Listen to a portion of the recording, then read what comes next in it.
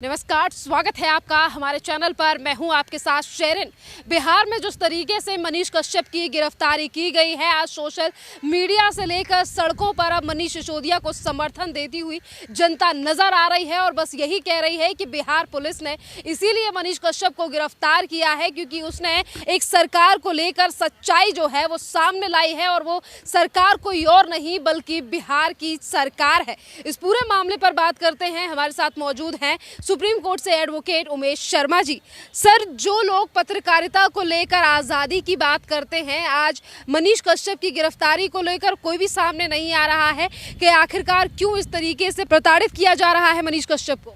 देखिए, इस चीज़ को समझने के लिए देखना होगा कि मनीष कश्यप क्या करते थे। वो बहुत ही टेक्निकल तरह से जो पब्लिक का काम हो रहा है, बिहार सरकार कोई बांध बना रही है, पुल बना रही है, कोई सड़क बना रही है, तो उसको जाकर वो बड़े कठोर सवाल पूछते थे। चूँकि वो खुद ही इंजीनियर हैं तो इन चीज़ों को, चोरियों को, घपलों को पकड़ लेते थे और साइट पे जो भी लोग मौजूद होते थे उसकी वो बहुत अच्छे से प्रेजेंटेशन देते थे। उसकी वजह से अब जो बहाना बना हो, पर ये तो जाहिर है कि बहुत सारे लोग सरकार में जो भी भ्रष्टाचारी लोग हैं या बिहार में जो सरकार चला रहे हैं लोग, वो दुखी थे और इनको टारगेट में लेकर चल रहे थे। तो इनको तो सीधा सीधी एक बहाना ढूंढकर छोटे से तिल का ताड़ बनाना, जिसको हम कहते हैं, छोटे से मसले में फंसाया गया है और फंसाकर इनको डिमोरलाइज करने की कोशिश की गई है। ये तो उसका जो पहलू है वो सबको दिखाई दे रहा है। अब हम आते हैं उन लोगों की बात करते हैं कि जो स्वतंत्रता, अभिव्यक्ति की स्वतंत्रता और स्वतंत्रता, व्यक्तिगत स्वतंत्रता और इसका गाना जो गाते हैं या जो उसकी दुकान चलाते हैं या उसकी जो डफली पीट कर अपनी दुकानें चलाते हैं, वो क्यों चुप हैं। तो आप देखेंगे कि हमारे देश में जो संविधान है उसका आर्टिकल 19, जो अनुच्छेद 19 का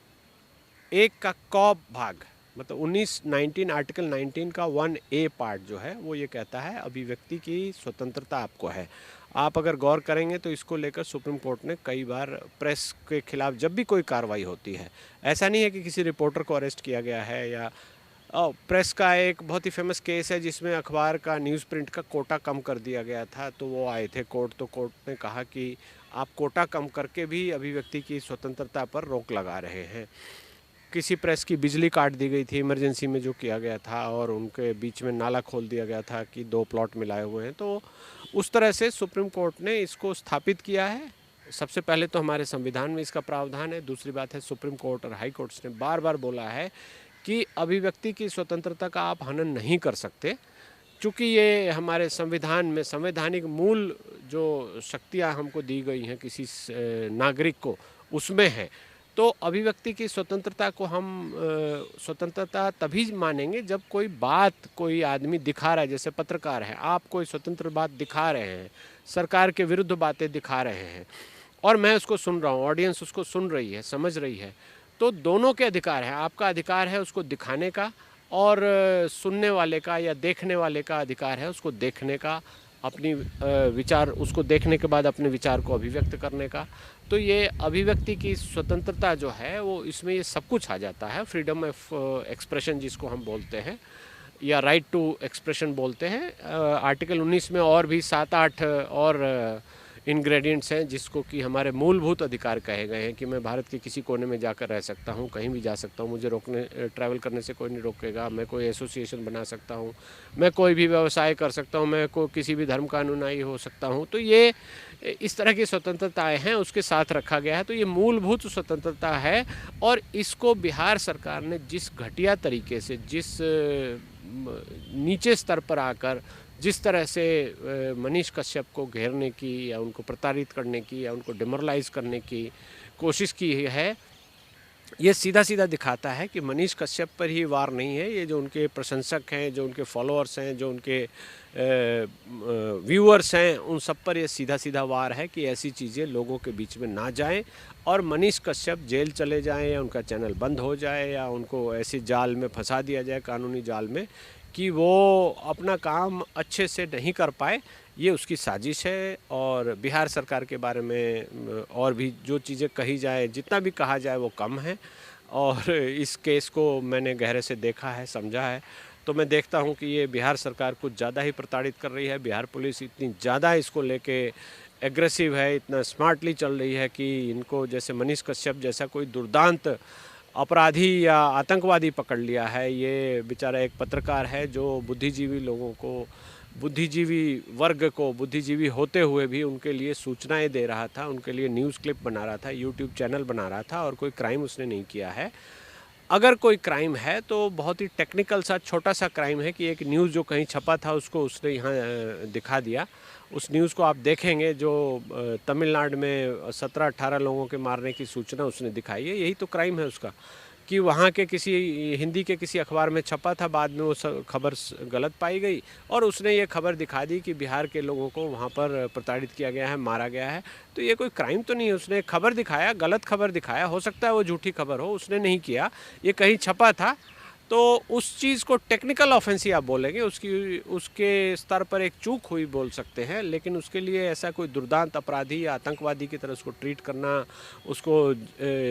जुडिशियल कस्टडी में ले जाना, पुलिस द्वारा उसके बैंक अकाउंट को खंगालना और ये बोलना कि अभी हम इसकी गहन अन्वेषण करेंगे, इसके फाइनेंशियल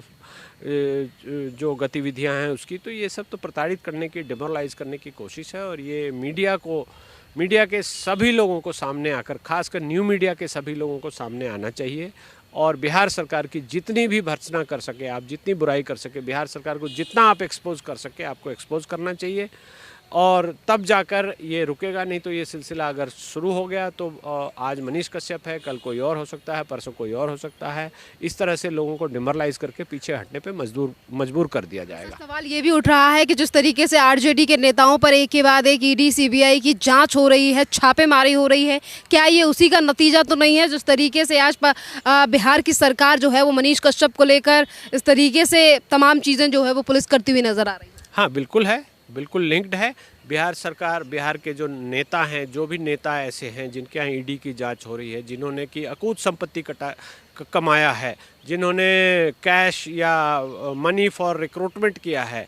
जो मुख्यमंत्री साहब थे लालू यादव जी, उन्होंने यहाँ जब रेल मंत्री रहते हुए अपने बेटे, अपने बेटियों, अपने पत्नी के नाम लोगों की ज़मीनें ली, उसको बेचा, ट्रांसफ़र किया और हज़ारों करोड़ का घपला किया है। तो ये उनका भ्रष्टाचार है जिसको दबाने के लिए, ऐसी चीज़ें पब्लिक में सामने ना आ जाए, उसको दबाने के लिए प्रताड़ित किया जा रहा है। मनीष कश्यप तो एक सिंबल हो सकते हैं। मनीष कश्यप जैसे बहुत सारे लोग हैं, बहुत स्वतंत्र पत्रकार हैं जो इस चीज़ को लाएंगे ही लाएंगे। और मेरा ऐसा मानना है कि न्यू मीडिया इन छोटी छोटी बातों से नहीं रुकेगी। आप देख लीजिए, सोशल मीडिया में कोई भी जाकर देख लें, जो बिहार के उप मुख्यमंत्री साहब हैं उनका 4 लाख का बंगलो जो न्यू फ्रेंड्स कॉलोनी में जिसकी फ़ोटो दिखाई दी जा रही है, वो कम से कम 200 करोड़ का बंगलो है, लेकिन कागज़ पे उन्होंने उसको 4 लाख में ख़रीदा है। तो ये कितने शर्म की बात है, कितना बड़ा धोखा ये लोगों के साथ कर रहे हैं, जनता के साथ कर रहे हैं, सरकारी पैसे के साथ कर रहे हैं, स्टैंप ड्यूटी की चोरी कर रहे हैं, क्राइम कर रहे हैं।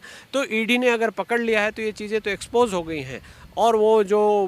कॉन्ट्रैक्ट देने में दलाली खाते हैं, जो रोड बनाने में दलाली खाते हैं, जो पुल बनाने में दलाली खाते हैं, जो भी सिविल वर्क या कंस्ट्रक्शन वर्क या डेवलपमेंट वर्क जो भी जहां हो रहा है उसमें जो भ्रष्टाचार हो रहा है, मनीष कश्यप की बहादुरी है कि उस चीज़ को बहुत ही अच्छे से बखूबी वो दिखाते हैं। चूँकि वो खुद ही एक सिविल इंजीनियर हैं, पढ़े लिखे हैं और टेक्निकल बातों को समझते हैं, कितना क्या मिल रहा है वो सारे जानते हैं। जो मैनुअल है बिहार सरकार का या CPWD के मैनुअल में क्या बोला गया है, कितने रेत में कितना सीमेंट मिलाया जाएगा, कितना क्या मिलाया जाएगा, पानी मिलाया जाएगा, कितने दिन सुखाया जाएगा, क्या हाइट होगी, क्या थिकनेस होगी, उसके बारे में उनको जानकारी है। तो वो बड़े कठोर सवाल पूछते हैं और इस वजह से बिहार सरकार के खासकर जो आरजेडी का धड़ा है, जो कि गले तक आकंठ डूबा हुआ है करप्शन के एक्टिविटीज़ में, एक्सटॉर्शन में, वो डर गए हैं, वो पैनिक हो गए हैं। और मैं यही कह सकता हूं कि ये खिसियानी बिल्ली खंभा नोचे है और कुछ नहीं है। और जो लोग अभिव्यक्ति की स्वतंत्रता की डफली बजाते थे, जरा सी बात पे कहते हैं कि केंद्र सरकार लोगों को अभिव्यक्ति नहीं करने दे रही है, उनको आगे आना चाहिए, मनीष कश्यप के समर्थन में बोलना चाहिए और ये बोलना चाहिए कि बिहार सरकार ये गलत कर रही है। अगर वो ऐसा नहीं करते हैं तो इसका मतलब सीधी सी बात है कि वो सबके सब गलत तरीके से, गलत दुर्भावना से बातों को बोलते हैं। गलत तो गलत होता है, उसको सबको आगे बढ़ के गलत बोलना ही चाहिए।